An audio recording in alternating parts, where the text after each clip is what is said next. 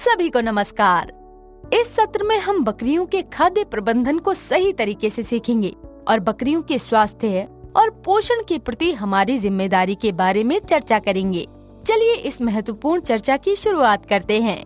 बकरियों को संतुलित आहार की आवश्यकता होती है, जिसमें रोगेज, सांद्र चारा और खनिज शामिल होते हैं।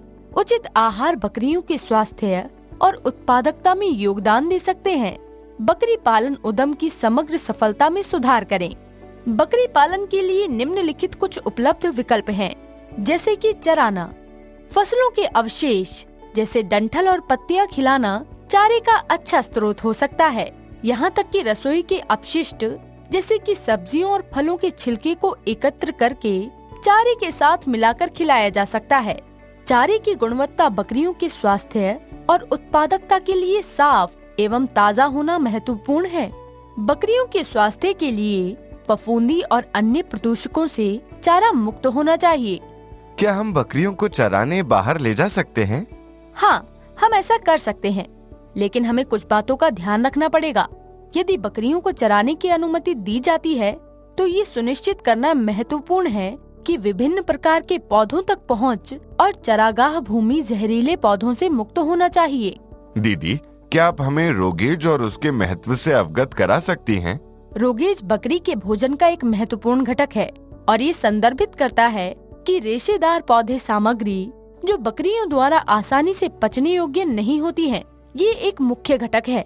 बकरी के आहार में सिलेज और घास शामिल है। इसे कम से कम 50 से 60% आहार बनाना चाहिए। बच्चों का आहार कैसे अलग होता है और उन्हें क्या खिलाना चाहिए? 0 से 3 महीने के बच्चों को उनके जीवन के पहले कुछ हफ्तों तक उनकी माँ का दूध पिलाना चाहिए। पोषक तत्वों से भरपूर एवं बच्चों की वृद्धि और विकास के लिए आवश्यक है। कुछ सप्ताहों के बाद धीरे धीरे चारा या घास जैसे ठोस आहार देना शुरू किया जा सकता है। घास बढ़ते बच्चों के लिए मोटे चारे का एक अच्छा स्रोत है। साथ ही अच्छी गुणवत्ता प्रदान करना भी महत्वपूर्ण है।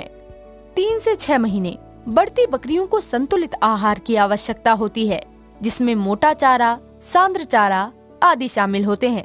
रोगेज आवश्यक फाइबर प्रदान करता है। बढ़ती बकरियों को दिन में 2 बार चारा खिलाना चाहिए। इनको लगभग 10 से 20 ग्राम खनिज दिया जा सकता है।